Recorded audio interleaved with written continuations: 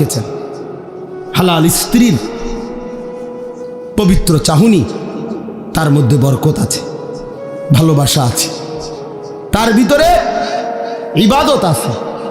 নবী সাল্লাল্লাহু আলাইহি সাল্লাম হচ্ছে, কেউ তার স্ত্রীকে যদি ভালোবেসে আদর করে একটা লোকমা খাবার মুখে তুলে দেয়, একটা রুটি তুলে দিছে, আল্লাহর কসম নবী বলছে আল্লাহ তাআলা সাদকার সওয়াব আমলনামায় তুলে দিবে। আর যে ব্যক্তি ভিন নারী দেখছে, তো তার চোখের মধ্যে কিয়ামতের দিন সীসা গলায়া চোখে দেওয়া। তাহলে দুটোটারই কথা আছে। এক হালাল সন্তান, পবিত্র স্বামী স্ত্রীর বন্ধনের যে সন্তান।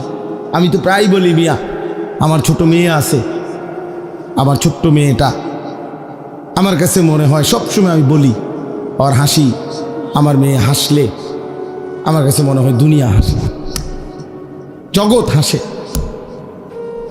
আমার কাছে মনে হয় আমার এই ছোট্ট মেয়ের হাসি মুখে গোটা পৃথিবীর সব সুন্দর কিছুই না, এই বাচ্চার হাসিটা যতটা সুন্দর।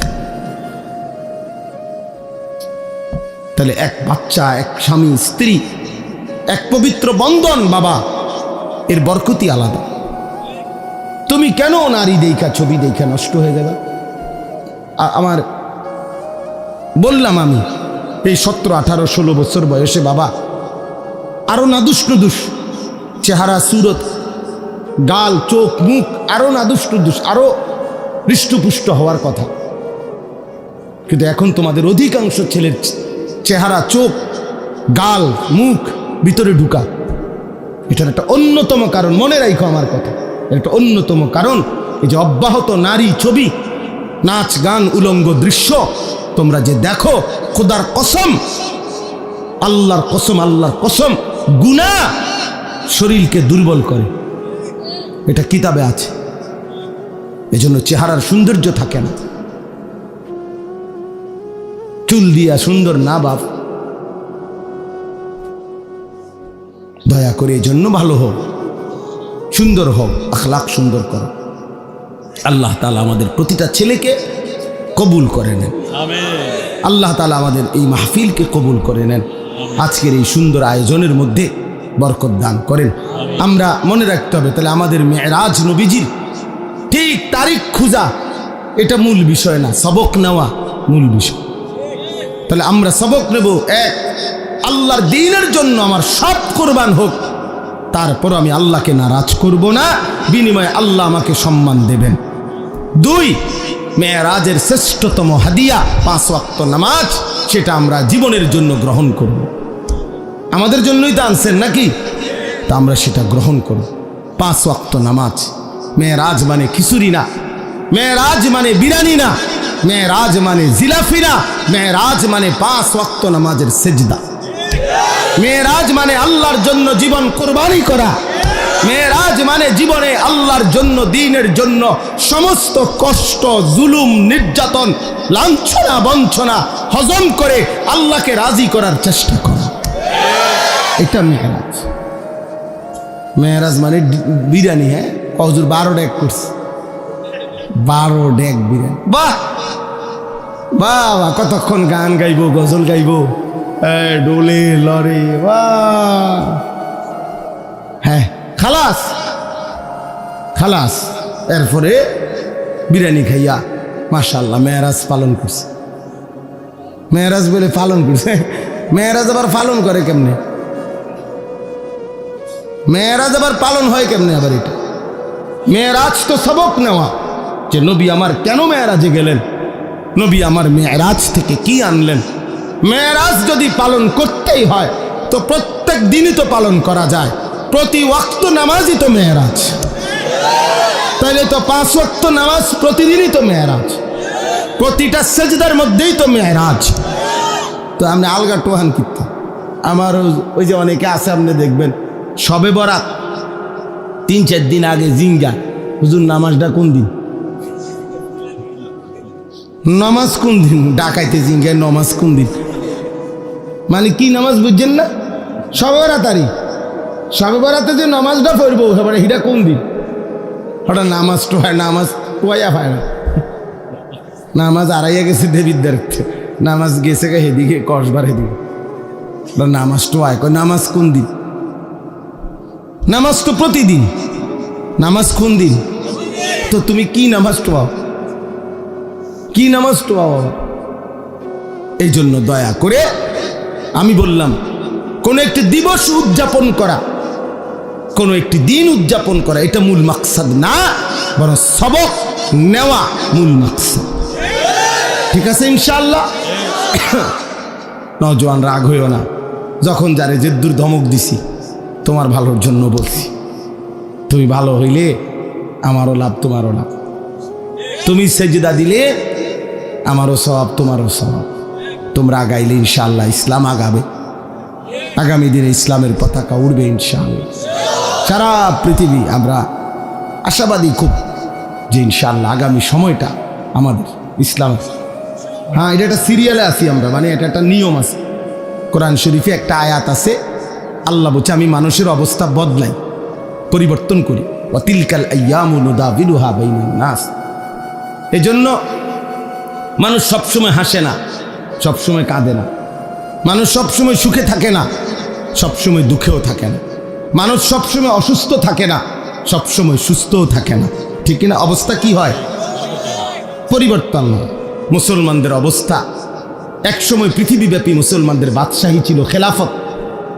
আজকে 100 বছরের বেশি হয়ে গেছে মুসলমানদের খেলাফত নাই। মুসলমান আমরা আজকে 100 বছরের বেশি নির্যাতিত, মজলুম, সারা পৃথিবীতে জুলুমের শিকার।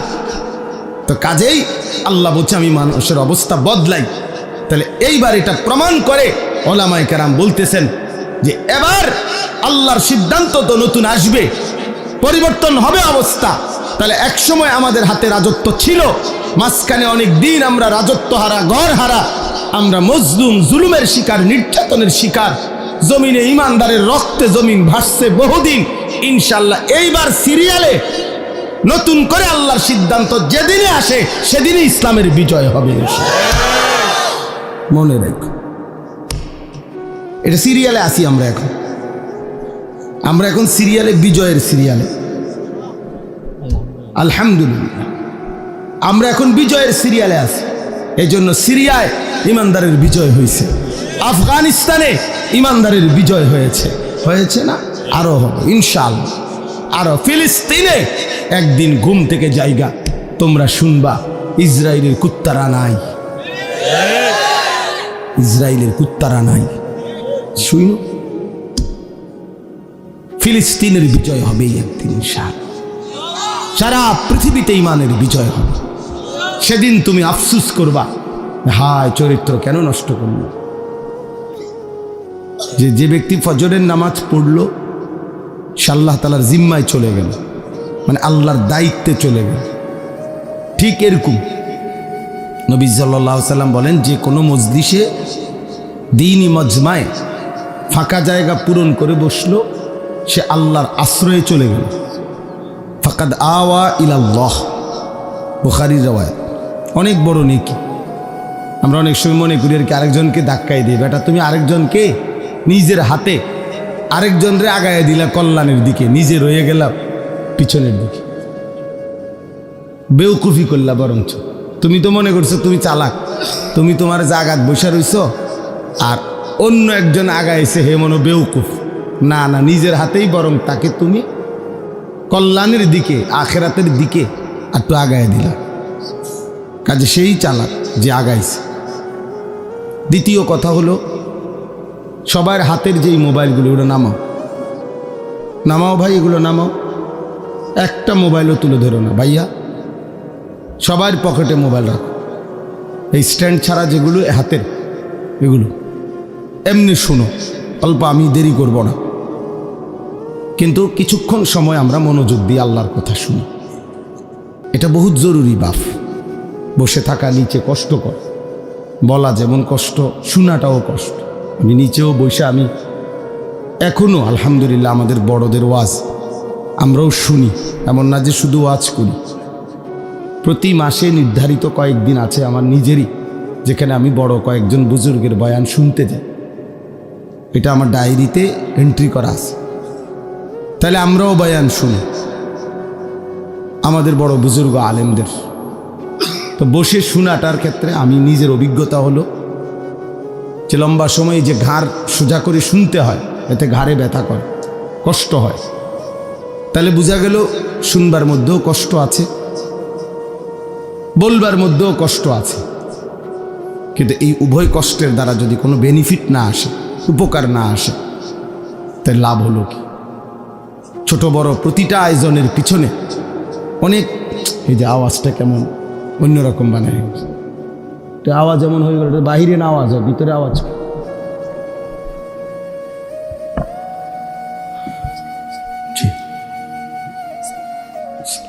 তো এই কারণে এটা জরুরি বাপ, মনোযোগ থাকা দরকার। এক কথা হলো আমি শুনবো না, ঠিক আছে চলে গেল। আরেকটা হলো না, আমি বসছিলাম আল্লাহর কথা শুনবার উদ্দেশ্যে, তাইলে মনোযোগ দিলে ভালো। আর যদি শুনতে মন না চায়, চলে গিয়ে ঘুমায় গেলে আরো ভালো, সমস্যা নেই। কিন্তু মাঝখানে গাফলতি করা, এটা প্রিয় ভাই উচিত না। আল্লাহর কোরআনের প্রতি সামান্যতম অবজ্ঞা অনেক বড় অপরাধ, অনেক বড় পাপ কোরআন শরীফে আছে। ওমান আযলামু মিম্মান যুক্কিরা বিআয়াতি রাব্বিহি সুম্মা আ'রাযা আনহা। যে ব্যক্তি আল্লাহর কথা তার কানে শুনবার পরেও সে তার থেকে বিমুখ, অমনোযোগী, আল্লাহ তাআলা কোরআনে বলছে তার চাইতে বড় জালেম আর কেউ না। সরাসরি কোরআন শরীফ। এই জন্য বললাম 3 নম্বর আর একটা কথা হলো, ভিতরে বৈশা বুট বাদামও খাওয়া যাবে না। এই ছোট বড় তোমরা বাচ্চারা কেউ বুট খায়, এটাও শিখো ভাই, ছোট হোক কি তোমারও শিখা দরকার। এক মুসলমান হিসেবে আমাদের এটা সবার বোঝা উচিত যে আল্লাহর কথা যখন হচ্ছে তখন আমি বসে বসে বুট খাইলাম, আবার আল্লাহর কথাও শুনলাম, এটা আদব কিনা, আখলাক কিনা। একটা প্রাইমারি স্কুলও তো ক্লাস 1-এর বাচ্চা, একেবারে পিচ্ছি বাচ্চাও তো যখন শিক্ষক ক্লাস করে তখন তো সে বুট বাদাম খায় না। বুট বাদামের জন্য তো আলাদা বিরতি দেওয়া হয়। টিফিন আওয়ারে ক্লাসের আগে পিছিয়ে সে হয়তো কিছু খায়, কিন্তু ক্লাস চলাকালীন তো সে বুট বাদাম খায় না। কোনো টিচার খাইতে দিব, তা আমি দেবো কেন? ইনসাফ কি বলে বলেন? আমি কেন দিব? কোরআনুল কারীম কি বাংলা বইয়ের চাইতে দামি না? অঙ্ক ইংরেজি বইয়ের চাইতে দামি না? তাইলে এই জন্য বললাম কম হোক, কিন্তু মনোযোগ দিলে দিলে কথা ঢোকে, ফায়দা হয়। কলসটা ট্যাপ বরাবর, কল বরাবর মুখোমুখি ঠিক মতো দিলে অল্প চাপেই পানি পুড়ে যায়। কিন্তু একটু ডান বাম করে রাখলে পরে ঠিক আছে, অনেক দেরি হয় অথবা অপচয় হয় বেশি। আর যদি কলস বালতি একটু সরাইয়ে রাখে, তাহলে সারা পৃথিবীর সব পানি ঢাললেও কলস আর পুড়বে না। তো বক্তা তো আসছে একেবারে মনে করেন 5 জন 10 জন বড় হুজুর আসছে, কিন্তু আমি তো কলস রাখছি সাইডে, বালতি রাখছি আমি সাইডে, মানে আমি মনোযোগ দেই নাই, আমি নিজে কোনো মানসিকতাই নাই আমার আল্লাহর কথা তারা আমার পরিবর্তনের। তাহলে কি হবে বাপ? লাভ কি হলো? প্রত্যেকেই যদি যার যার জায়গায় এটা সিদ্ধান্ত নেই যে আমি যেমনি আছি এমনি, বাবুরে হুজুররা বললে বললো, শোনার দরকার শুনছি, অনেক মানুষ গেছে দেখে আমিও গেছি। এই হাদিসে আছে, মনোযোগ দিয়ে শোনেন কথাটা। হাদিসে স্পষ্ট, আমি নিজে পড়াইছি, যে ব্যক্তি নাফরমান পাপী সে কবরের 3টি প্রশ্নের জবাব দিতে পারবে না। তো তৃতীয় যে প্রশ্নটা, এই তৃতীয় প্রশ্নের ব্যাপারে ফেরেশতা তাকে জিজ্ঞেস করবে যে এই যে ইনি যাকে তোমাদের কাছে পাঠানো হয়েছিল তার ব্যাপারে তোমার বক্তব্য কি, তুমি কি জানো? তিনি বলবেন, ওই নাফরমান বলবেন আমি কিছুই জানি না। তবে এই স্পষ্ট হাদিস আছে, ওই নাফরমান বলবে লোকে শুনতাম ওনাকে বলতো উনি নাকি নবী, তা আমিও এরকম বলতাম, উনি নবী এর দূরে। কিন্তু উনি আমার জন্য কি, ওনার থেকে আমার কিছু গ্রহণ করার আছে, আমার জীবনে ওনার থেকে নেওয়ার মতো কিছু আছে, এটা আমি ভাবতাম না। আল্লাহর কসম, তখন আল্লাহ তাআলা বলবে, নাফরমান এই বান্দাকে কবরের মধ্যেই জাহান্নামের পোশাক পরিয়ে দাও, জাহান্নামের বিছানা বিছায় দাও, আর জাহান্নাম বরাবর দরজা এই নাফরমানের দরজায় কবর থেকে খুলে দাও। তাহলে এই যে লোকে বলতো উনি নাকি শেষ নবী, আমাদের একজন নবী আছে, আমরাও তো অনেকের ধারণা এটা, আমাদের একজন নবী আছে, উনি অনেক বড় নবী, শ্রেষ্ঠ নবী, উনি আল্লাহর প্রিয় নবী মুহাম্মদ সাল্লাল্লাহু আলাইহি সাল্লাম। তো সেটা তো ঠিক আছে, বুঝলেন, কিন্তু আপনার জন্য কোনো করণীয় কিনা আছে কিনা? সেই নবী আমার জন্য কেন আসলেন, পৃথিবীতে কেন আসলেন, তার থেকে আমি কি নিলাম, এটা তো দেখার বিষয় ছিল। এটা তো উচিত ছিল যে আমার চুল, চেহারা, লেবাস, পোশাক, আমার ঘর সংসার, বাজার, ব্যবসা, চাল চলন, উঠা বসা, লেনদেন, আচরণ, উচ্চারণ, এর মধ্যে আল্লাহ নবী সাল্লাল্লাহু আলাইহি সাল্লামের কোনো অনুসরণ আছে কিনা। আমার জীবনের কাজ মনে করেন 20টা, একজন আমার কাম, এখন 20টার মধ্যে আমার রাসূল সাল্লাল্লাহু আলাইহি সাল্লামের অনুসরণ আছে কয়টায়, এটা কি একটু বিবেক দিয়েও মিলানো ভাবার কি কোনো দরকার নাই? বলেন, কথা বলেন। তাইলে আমাদের তো এই প্রেরণাই জাগেন। তো এই জন্য বললাম যে অনেকে ওয়াজে গেছে দেখে আমিও গেছি, এই হুজুরের ওয়াজ নাকি এখন অনেকে শুনে, এই জন্য আমিও শুনছি, কিন্তু আমি আমার মতোই। তাহলে তো হইল না বাপ, তাইলে তো হইল না, এটা তো কোনো বিষয় হইল না। তাইলে এই জন্য দয়া করে আমার মূল মাকসাদ, প্রতিদিন আমি ব্যক্তিগতভাবে আলহামদুলিল্লাহ, আপনারা অনেকেই আমার চিনেন, আমি তো এই অঞ্চলে অনেক আসছি গেছি, কিন্তু খুব বেশি অথবা খুব কম এটা নিয়ে শ্রোতার আমার কোনো পেরেশানি নেই। আমার পেরেশানি হলো আমরা মনোযোগ দিয়ে আল্লাহর কথা শুনতে হবে, এবং আল্লাহর কথা আমারও দরকার, আপনাদেরও দরকার, পরিবর্তন আমারও দরকার, আপনাদেরও দরকার। আমরা যেখানে আছি সেই অবস্থা থেকে আমাদের আরও অগ্রগতি, উন্নতি, আখিরাতের লাইনের আরও ফিকির আরও বাড়ানো দরকার। আমারও ঘাটতি, আপনাদেরও ঘাটতি। বলেন আপনি তো হুজুর না, আমাগো ঘাটতি শুনলেও আপনি কুল কিনার, আপনি বুঝতেন না। আমাদেরও অসংখ্য অগণিত ত্রুটি, আপনাদেরও ত্রুটি, আপনাদেরও ত্রুটি। তাহলে আমাদের প্রত্যেকের উচিত প্রতিনিয়ত আল্লাহর দিকে, আখিরাতের দিকে, কোরআনের অনুসরণের দিকে এগিয়ে যাও। তো সেটা যদি আমি গ্রহণই না করি, মনোযোগই না দেই, আমি যদি এটা আমার জন্য কোনো প্রয়োজন মনেই না করি, তাহলে হবে কেন? তাইলে হবে কেমনে বাপ?